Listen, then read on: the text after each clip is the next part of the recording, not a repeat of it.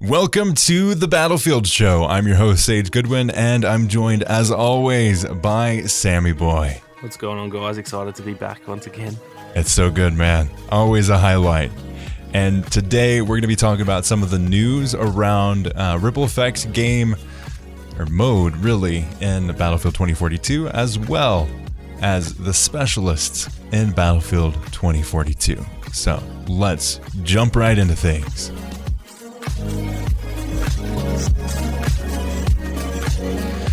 So there has been a whole lot of news since we got the details around Battlefield Portal. I think a lot of people they've been riding just the wave of awesomeness that has really given the community. Yeah, it's we were actually just talking about this just before we started recording, that it's been kind of like a constant wave of hype. There's been, as it started to sort of drop off, then we just got the Portal trailer, so it's just like a bit of a wave right now that we're riding. And then I'm pretty sure Gamescom is later this month, maybe, or next month. So there's probably going to be more trailers. They always do a Gamescom trailer. So yeah, there's probably like in a month from now there'll be even more happening. And yeah, I don't think the hype's going to die down at all, to be honest. No, and they've timed it very, very well. Right before we were recording, we were talking about how good of a marketing strategy they've been using. Like you said, anytime there's like a wave of kind of like, well, we're going to get anything, boom, we'd get something pretty soon after that. They've been timing up. This is how long the excitement around an announcement will be. So we're going to let it dip just a little bit. And then right after the dip, we're going to announce something. Yeah. I wonder if I wonder how much strategy has actually gone into that, whether they've been, I'm sure they would have researched all the, trailers for other games and stuff like that, and probably, past Battlefield titles as well. And they've probably actually got the numbers on how long the hype generally lasts and when it sort of starts to drop off and stuff. And they've probably timed it like a bloody science at this point. They've got it down to the exact day that they need to drop a trailer, which is, it's working. It's definitely working. And even to the point before we got the full announcement, they had the glitching of the social media platforms and even in the games themselves. Yeah, that was actually, I think those types of, at the end of the day, that's not like a huge bit of marketing, but it builds so much hype. I think that's for the core community, because obviously people who play other games, they wouldn't even notice. But for us that were sort of hanging on the edge of our seats, waiting for something, when they start doing stuff like that, it doesn't really, I'm sure that doesn't really cost them anything at all. And then it's still building so much hype, and people are coming up with all these speculations and stuff. And so, yeah, it's really just almost free marketing. And I think they nailed that. I was getting people in my Discord saying why is my Battlefield 1 on the home screen all glitched out? I think the game's broken and stuff. And then we would tell them nah, it's for the marketing. And so even the more casual players were getting, told about what was going on, which is, it was a pretty awesome way of doing things. Mm. It's been a hype train. They have been the conductors of this hype train. But more recently, we're on the lull in terms of news. We've got a little bit, though, on the Battlefield Portal Ripple Effects Studio side of things. They've been doing a couple interviews. They did this with, I think it was Battlefield Nation, the YouTube channel. They did an interview, and they said that Battlefield 2042 will not have rental server program, also known as RSP, available at launch. They said it's something they will evaluate post-launch, but no commitment to adding it. And we were talking about this previously, that it's not a huge thing ultimately. I know it would be cool, but with the support that Battlefield 2042 has with portals, I don't think there's necessarily a need for it. There's a lot of sort of discussion and debate around the community this week about it. A lot of people were kind of mad that it wasn't happening, but I think Portal is essentially going to be doing everything that an RSP can do. The only thing that they really haven't confirmed is about persistent servers, so setting one up and then you can just go to bed and wake up and it's still going. That's really the only downside to it. But I'm pretty sure they also confirmed that that's not, it's not guaranteed that won't happen. That's just not at launch. So yeah, that's just a lot of a lot of people wondering. Yeah. So I honestly think that will eventually happen if this sort of all goes really well, and they've said multiple times we're going to listen to what people want and try and work with that afterwards. So if that's like the only thing people are asking for, I'm sure they'll try and get that to work. But even then, it's not. I don't think it's the end of the world if you can't leave one up, because most of the people who are going to like rent a server, they're obviously very hardcore players. They don't just play once a week. Like they're probably playing Borderline every day. So at the end of the day, like you can still have a server up a lot of the time if you're one of those more dedicated players. And the other thing is too that like I don't think they need to be up all the time. There's always going to be the official servers, and there's always going to be other people's servers, and it's probably a good thing in a way to not just stick. If you're in like a community and you're only joining one server, it's probably a better experience for you to when that server's down to go just join someone else's, see what game modes they're playing, and get a better experience of like everyone else's. And then when your like I guess local community server is back up, then you can kind of you can talk to the admins and stuff, and you can say, oh, this other server was doing something really awesome. So I don't think it's the end of the world, and I personally think that there's a good chance they'll probably look at doing that anyway. So I'm not too fussed by it at all. I mean, persistent servers are something that I would expect 100% are going to be added, and it was a time constraint that it's not going to be added at launch. Just because, like, when you think of Portal, like, that whole setup lends itself perfectly to a persistent server type situation. Yeah. And if they aren't going to add rentable servers, I mean, it makes just sense that they will support it. I think it's better that it wouldn't be rentable and that it's just free for more people to have those experiences. But if we're looking at maybe before they end support, I think it would be good to add a rentable server type thing. Just for the longevity of the game itself. Like you look at something like Battlefield 4, that the longevity of that game has been really tied to the community and the ability to rent those servers and have a big community get together and still have some pretty vibrant servers. Yeah, I think it's pretty much exactly what you just said. It's like they've obviously kind of gone away from trying to make us pay for extra stuff, I think. So I think they'd be a little bit almost worried about doing rental servers because people might complain about, there's probably going to be a lot of new players.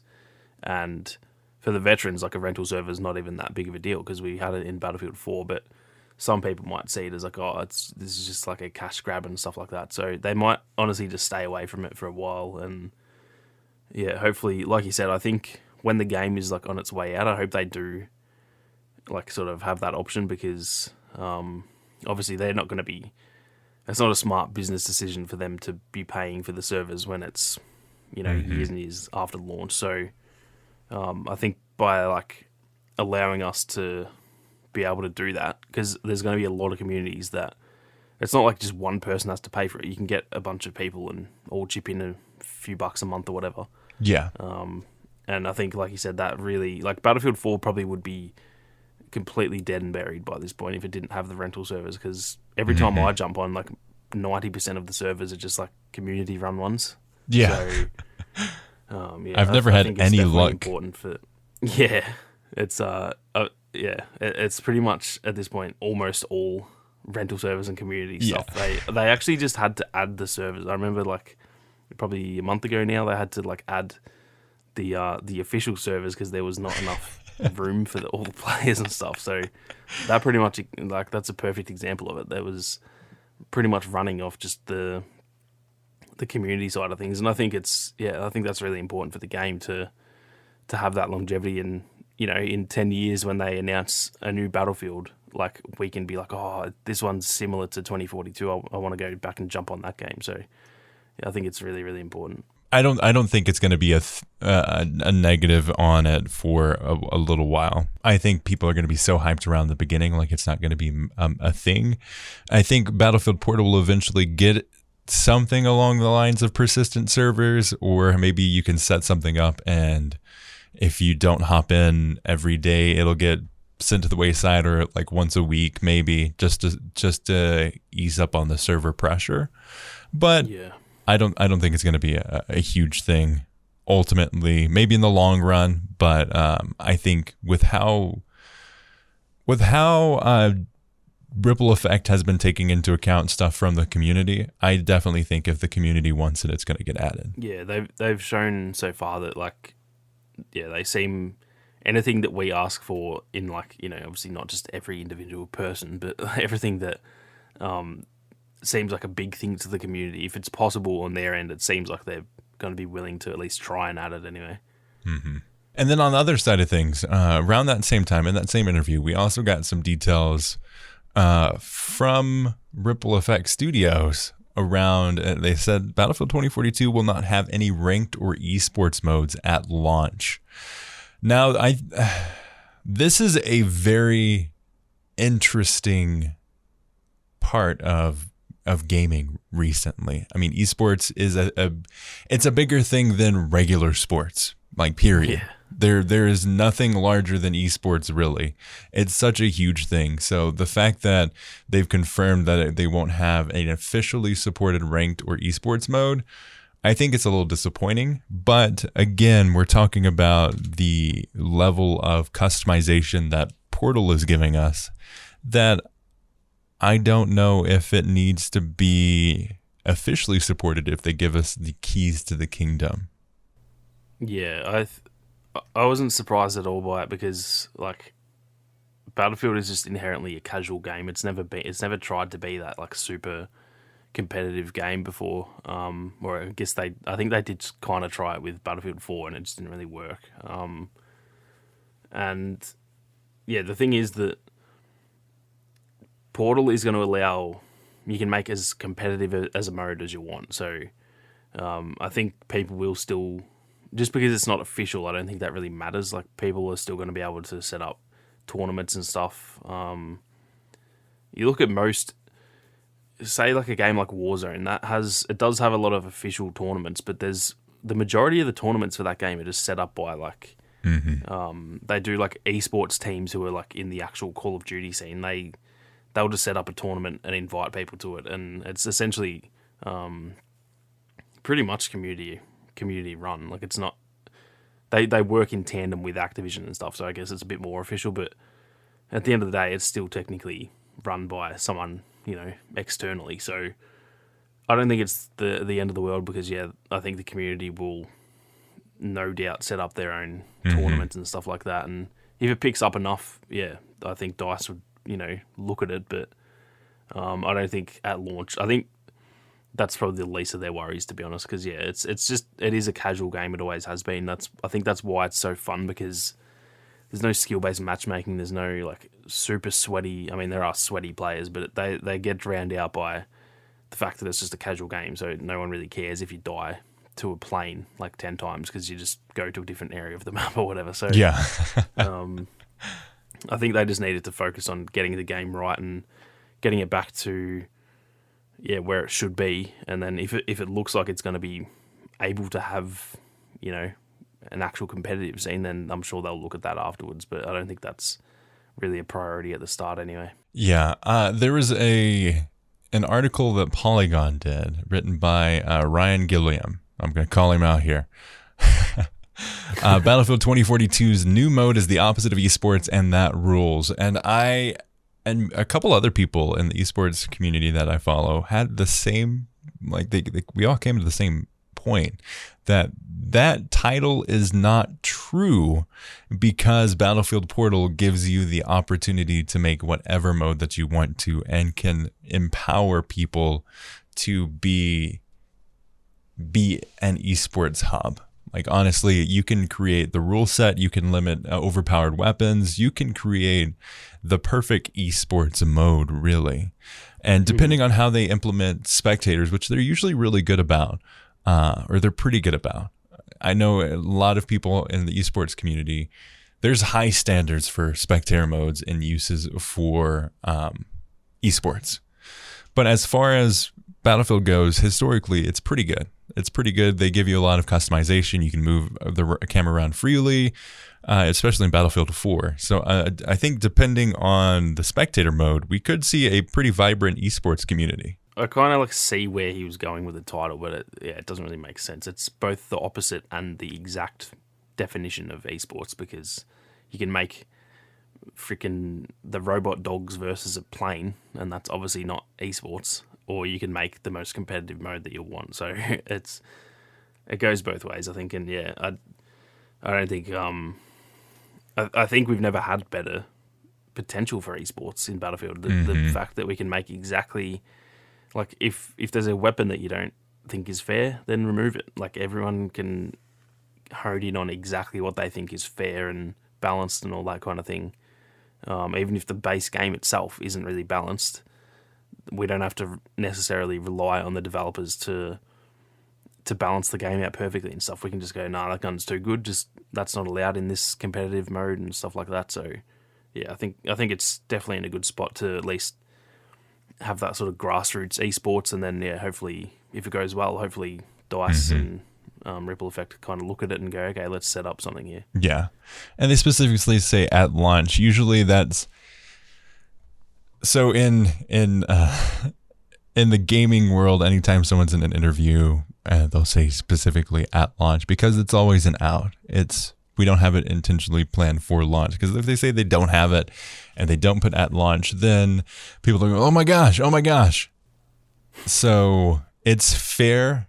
I don't know if I wouldn't think they have necessary plans to add something esports related, but if the community comes up, and I mean, we saw how in Star Wars Squadrons that the game was set up pretty perfectly for esports, and because of the community coming together and bringing esports into a thing, they went back and added some more support to it. So I can see something along those lines. And Ripple Effect, I have so much trust in Ripple Effect right now. I think they have it down, man. They know what's going on. Yeah, the fact that they, like, just the mode that they made in general shows that they really care about the community. So yeah, I have complete trust in them as well. And like you said with Squadrons, like, we saw that game launch and it looked like it was borderline like an esports game when it launched, but obviously there was no private matches and stuff, and we had 2 tournaments that we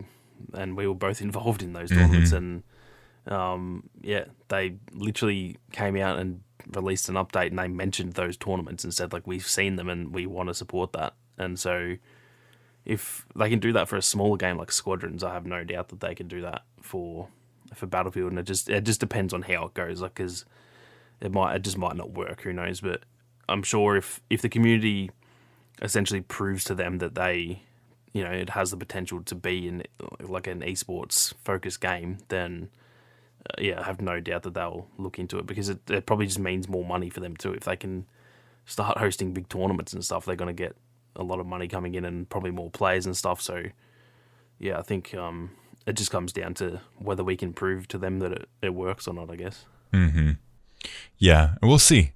I know esports a huge thing. So I think depending on where everything goes, we can see it.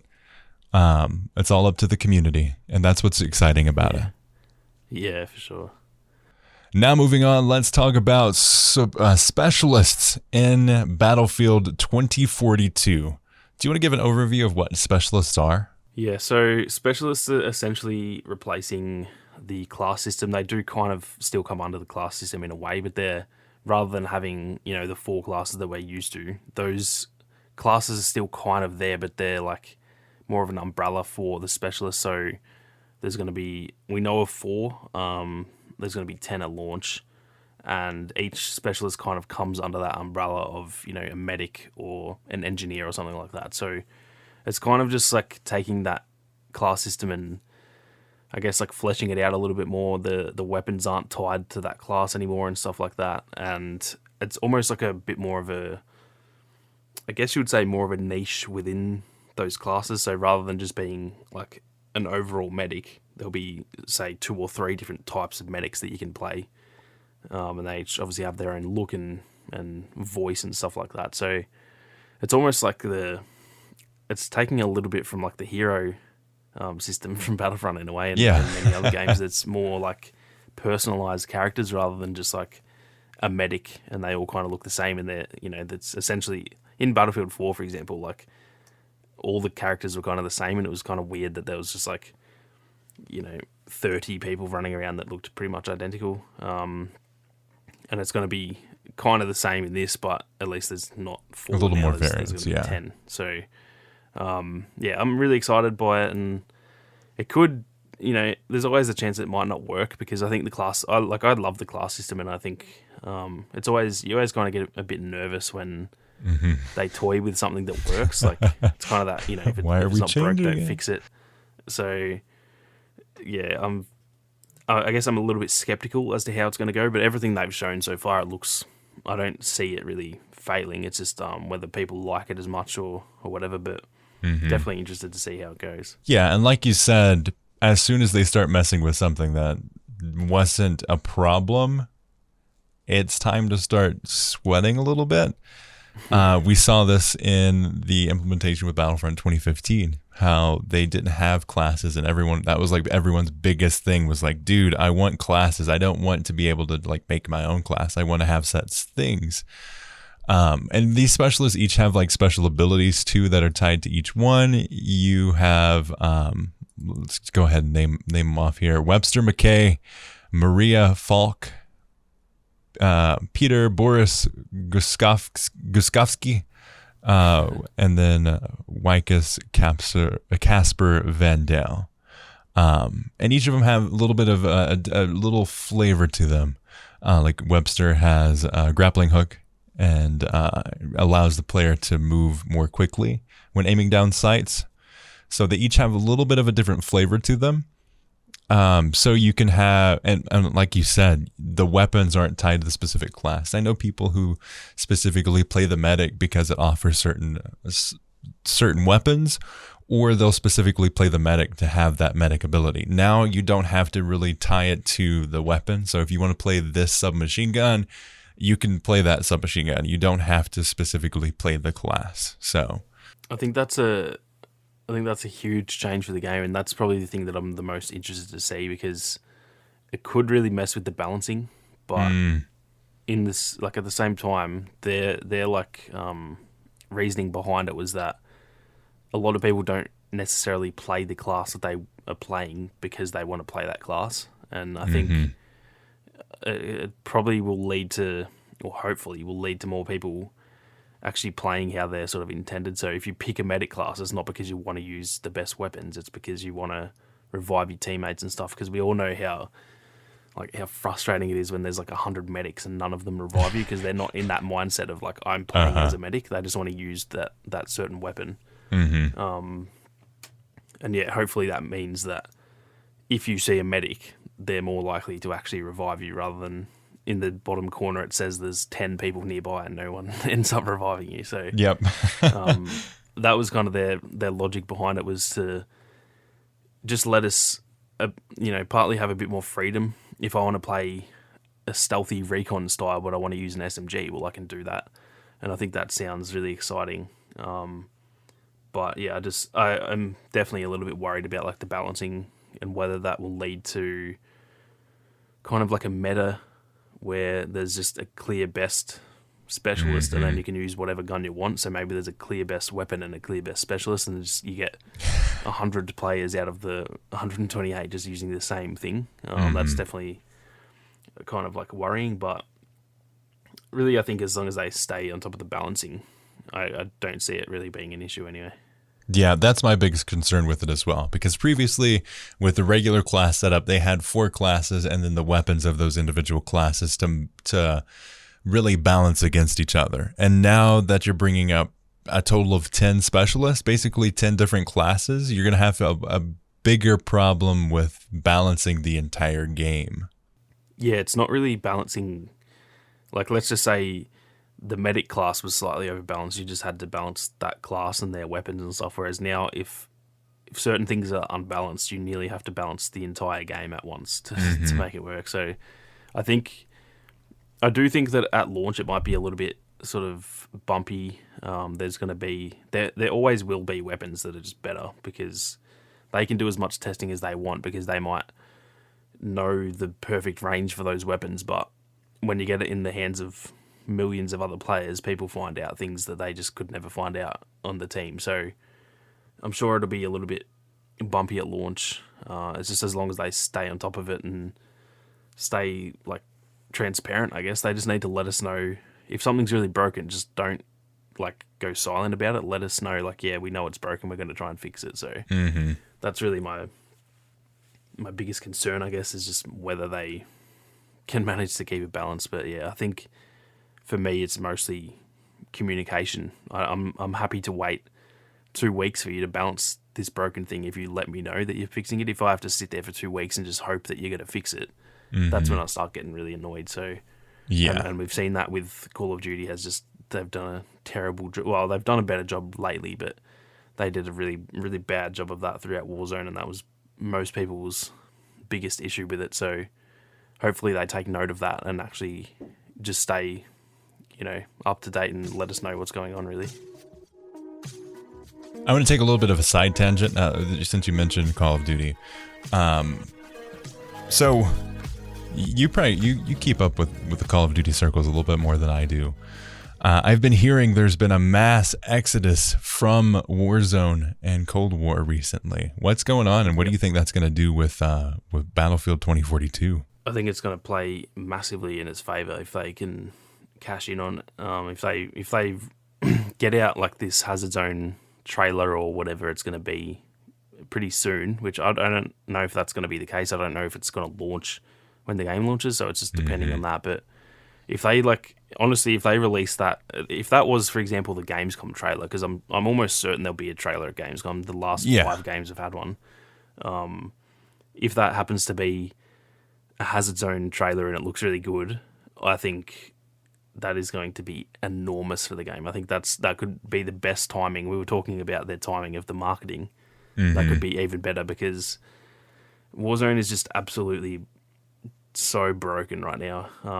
I've been playing it since it launched, and I've essentially like quit at the moment. I don't really play it because it is just so like over the top busted with cheaters. There's cheaters in like every single game that you play, and they keep saying on Twitter like, oh, we've just done a ban wave. We banned 50,000 people. But because the game's free, those people just literally make a new account that day and start hacking again. So people are just getting sick. Like, when they first did the first ban wave, it was like, oh, awesome. They're showing something that they're going to actually start, looking into this. But since then, they've done like, I don't know, probably 5 to 10 ban waves. And every time they do it, it just gets worse because people keep talking about hacking and this and that, and people realize you can just do it and never get banned, because if your account gets banned, you just make a new one. And yeah, it's honestly it's getting worse and worse as they do more ban waves, because those people just keep coming back. And so yeah, we've seen like pretty much not all the top streamers, but a lot of the top streamers have just gone and they've been playing like Apex and stuff. And that says a lot, because they're probably losing half of their salary for that day if they play a different game, because they're getting half the amount of viewers. And the fact that they're willing to sacrifice probably thousands of dollars per day to not hate their life when they're playing Warzone, it kind of says a lot about the game. So yeah, I think even some of the streamers have been saying like this game will be dead within months if they don't fix it. So yeah, I think it sucks, because I do like Warzone, but it almost is a good thing for Battlefield, because if they can do like the Hazard Zone trailer and let us know what that's going to be, then I think a lot of those people are going to be like, oh damn, this game looks like it's the real deal, and I'm getting sick of Warzone, so maybe I'll jump over to that game instead. Yeah, I think Battlefield is launching in the perfect time frame. Yeah. I think it's going to take them a little bit longer for Call of Duty to get updated to the point where people are going to come back to it. And I think it's going to be even longer before the point where they actually are trusting the developers again. And I think Battlefield is going to benefit that so hardcore. Yeah. The other thing is too that it's not officially revealed, but it's essentially confirmed that the Call of Duty this year is the World War II. I think it's called Vanguard, maybe. And the last World War II Call of Duty was absolutely terrible, and it's made by the same dev team. So a lot of people are just like, oh man, not this again. And even if the game ends up being decent, I mean, Call of Duty will always just, it'll be the highest seller this year as well. But I think it will get a slight drop off, and a lot of people won't really trust, the team to be buying that, because the last one was like genuinely bad. Like, I bought it and I was like, wow, this is actually a bad video game. So yeah, I think people are kind of scarred by that, and the fact that it's essentially like a sequel to that, while Battlefield is just over here killing it. I think everything is just working in Battlefield's favor.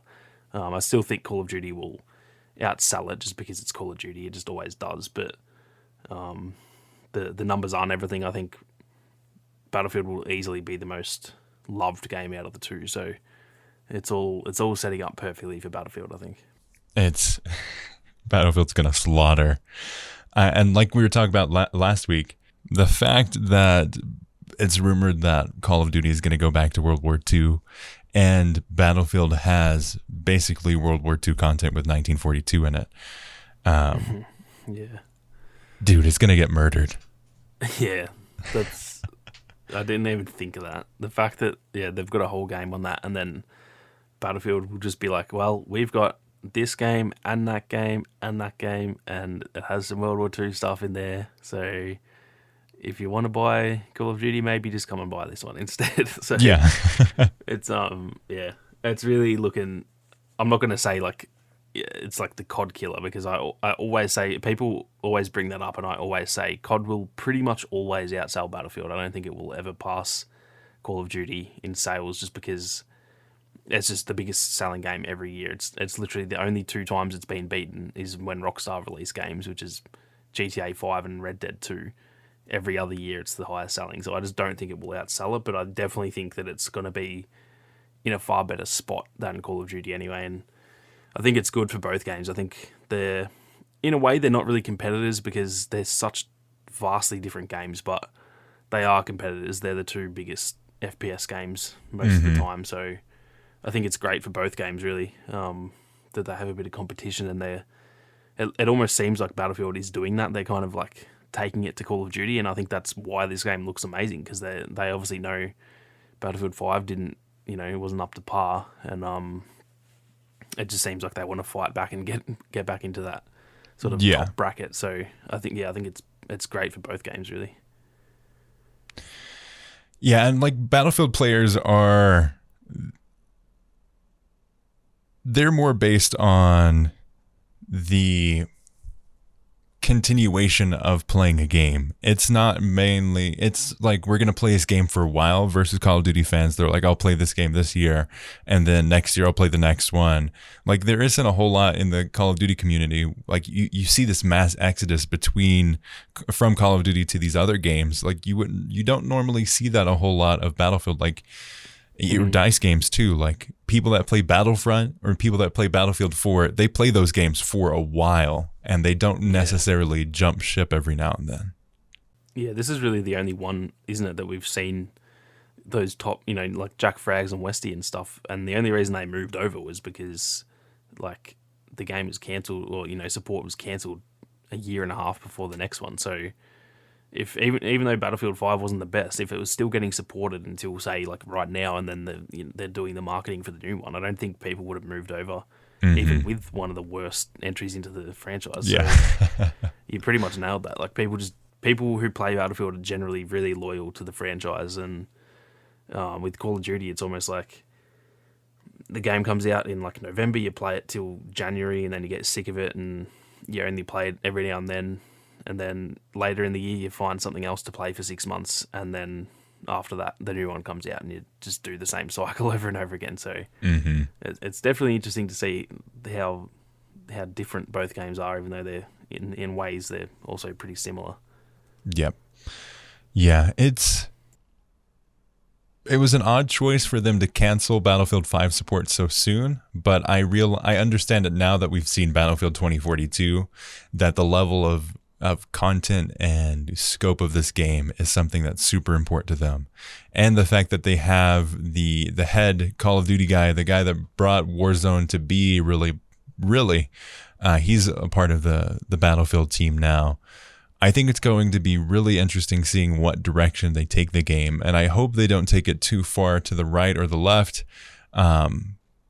in terms of going more towards the Call of Duty experience, because while I love the gunplay of Call of Duty, the whole of the game of Battlefield is usually my go-to. I really hope that they brought him in and kind of they want to stay true to Battlefield, but they want him to help with like the sort of marketing side of things and stuff, because that's one thing that Call of Duty always nails is like they hype the games up and people always get excited, and obviously like just other smaller things like even just like live Warzone, service, that type of stuff that they've done really well with that stuff, and I think having someone in the Battlefield team who's got those ideas from Call of Duty, I think that's massive for the game really, because it'd be the same the other way around. If Call of Duty hired someone who was higher up on Battlefield, that would be really, really beneficial to them as well. So I think getting a different set of eyes and seeing what Battlefield's doing, and then seeing, comparing that to what he's seen with Call of Duty and saying like, oh, you guys could, you should consider doing this thing because it worked really well for Call of Duty. I think that's just going to be enormous for the game. Yeah, it's going to be huge. And while Battlefield has the consistent, very loyal fan base, something that Call of Duty does very well is the live service and implementing new ideas into the franchise that usually like if some new technology comes out, it comes to a Battlefield game much later than it would to a Call of Duty game. That's a good thing and a bad thing. Sometimes the technology just isn't really good, but sometimes the technology like crossplay or battle passes is something huge to the game. They're able to implement it a lot quicker than something like Battlefield, which we're just getting the first entry into the franchise with a battle pass. I think also part of that is probably just the fact that they're not as often they don't come out as regularly as well. So Call of Duty has that advantage where they kind of go, all right, well, this game that we have currently doesn't have that, but because we're making a new one right now, we can just implement that straight away. Whereas Battlefield kind of has to be like, oh, damn, we've just made the new, let's just say there's a new technology that comes out early next year. They're going to be like, oh, damn, we can't really do that much until the next Battlefield, which is probably years away. So, there's definitely, like we were saying, they're very similar games and very, very different games at the same time. And I really love watching their like little battle and seeing which game kind of wins each era and stuff like that, because I think that competition is really needed for both games at this point. Yeah, it's better for all of us, the fans, ultimately. Yeah, exactly. Yeah, because like if the competition's so much better than any fan wanted change. Like the fans can come together, they can get, let's just say, I don't know, they can get a petition signed where they have 1 million signatures for something being added to the game. That versus, Call of Duty's doing something and it's going to really hinder our growth in the game. They're going to go against They're going to go against Call of Duty much more than listening to the fans, just because of how important that is. Yeah, exactly. Going back into the specialist side of things, let's talk a little bit more about what makes each of these guys special. So we're going to have 10 of them, which I'm always surprised when I hear that number. I forget about it, and then I hear someone say, oh yeah, we're going to have 10 specialists. I'm like, what? Wait, what?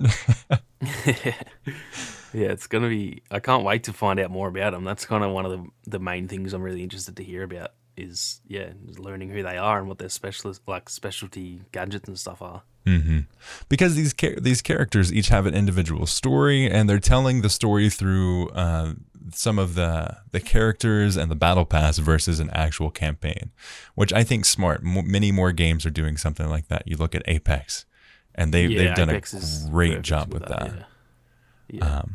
But Webster McKay is an ex-military lone wolf survivalist McKay is an ass kicker with a conscience.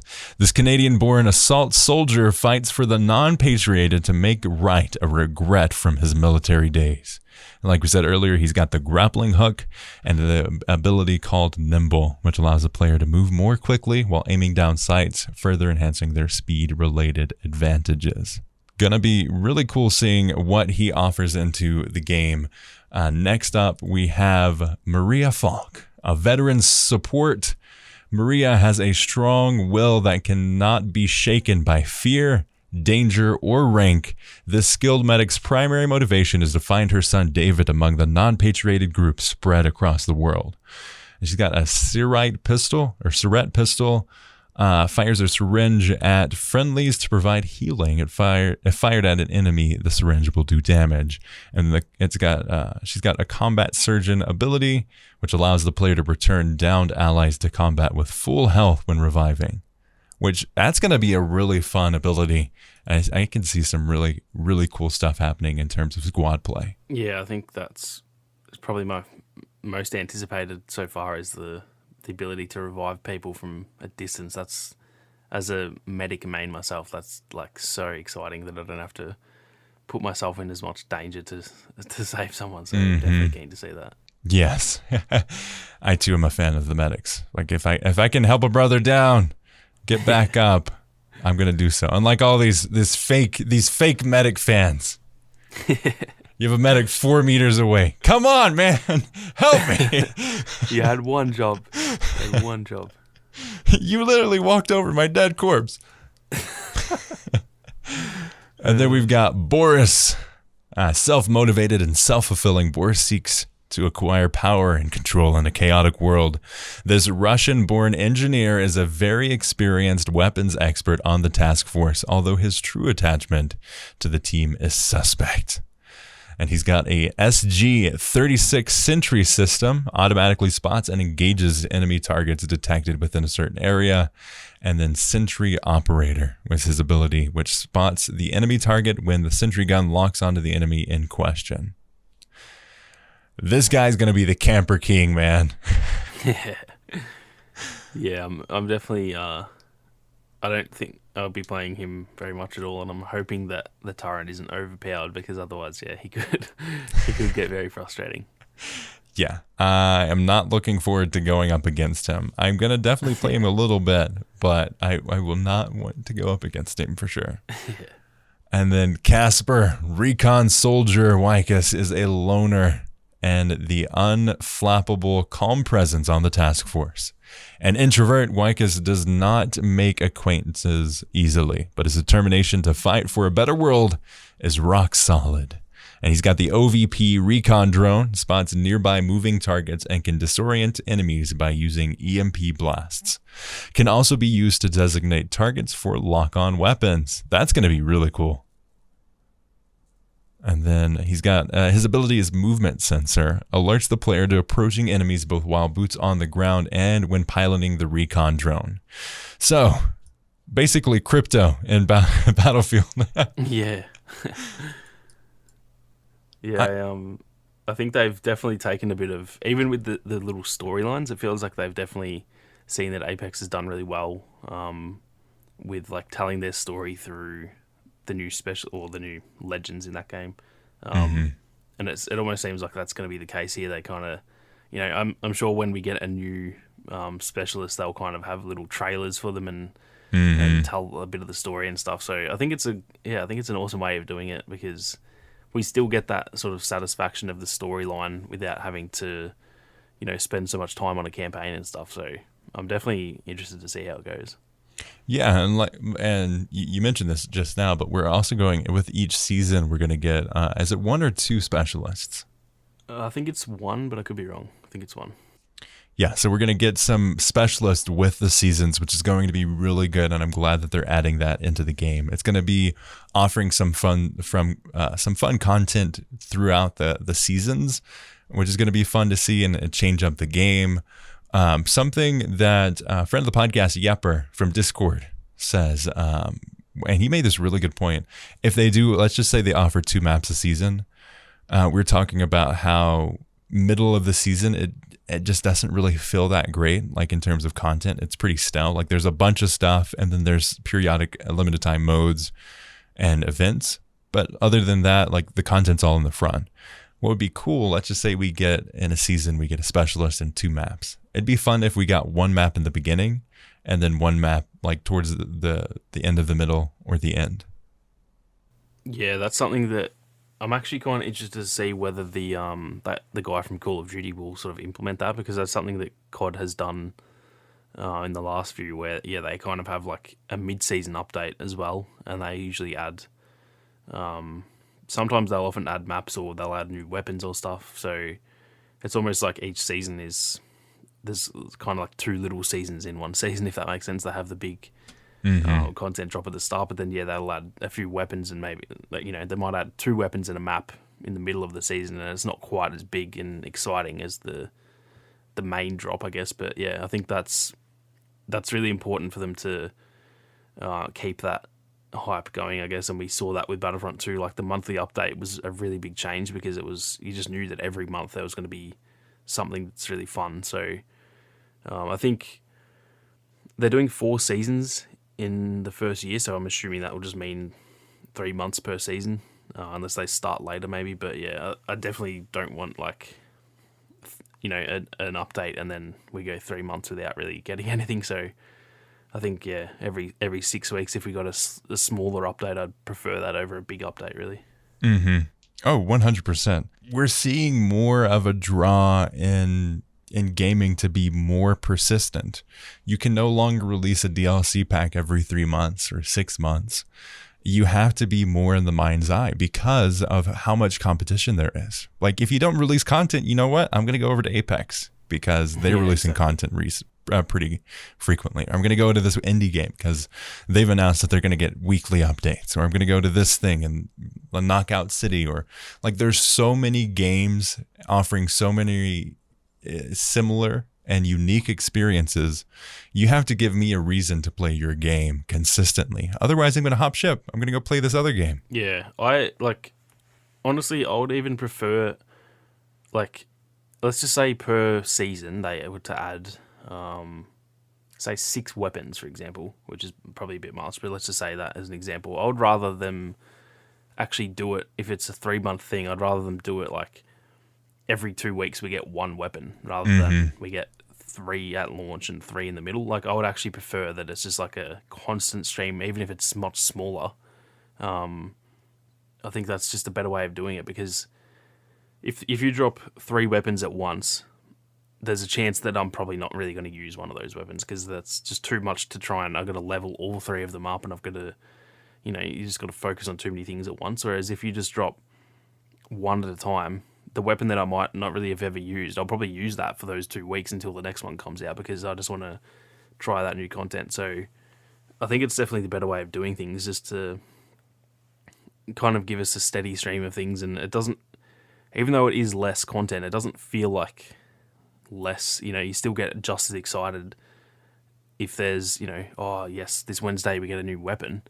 You're still excited for that, and you would be excited if they said we're getting 6 new weapons and 2 maps. Like you still get, there's not quite as much excitement, but you still have that excited feeling. So I think spreading that out and just keeping that excitement there is definitely way more important than a big drop, and then we just kind of sitting around like twiddling our thumbs until the next update, really.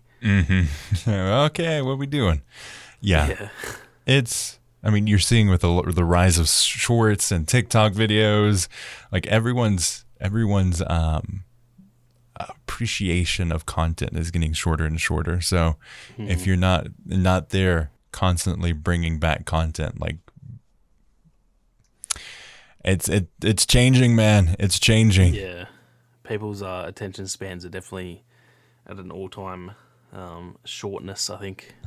Like TikTok and everything, I think people just want small things like right now, and they don't really care about the big even just with content on YouTube, people are more interested in the little short stuff than the long, really well-made stuff. So I think that's probably going to translate to gaming as well. And I think that's a great way of doing it, just keeping us excited, even if it's a smaller thing. Just keep us hooked, and I think that will keep people playing the game, really. It's Battlefield slowly but surely getting more into the current age with content in all aspects. So I'm really looking forward to seeing what direction they take and how their approach to adding content consistently in Battlefield changes, as they have now the Call of Duty dude. I think we're going to see some changes at what kind of things are offered and how frequently we see them. Yeah, for sure. And with that, thank you all so much for listening to this episode of the Battlefield Show. Please, if you did enjoy, please leave us a review. We greatly appreciated it. Last week we heard from a listener, friend of the podcast, leaving some good words, and we'd appreciate it if you let us know what you thought of the podcast. What do you expect to see in Battlefield 2042? And just let us know. You can follow us on YouTube, youtube.com/uplinkedpodcast. That's where we post the show each week, as well as other videos. Check out Sammy's channel for sure as well, both Star Wars and first-person shooters. A big focus on Battlefield just because it's so big. We'd like to thank you all so much for supporting on Patreon, and we'd like to thank Ethan Clark for the thumbnail. As always, I'll talk to you next time. We'll see you on the battlefield.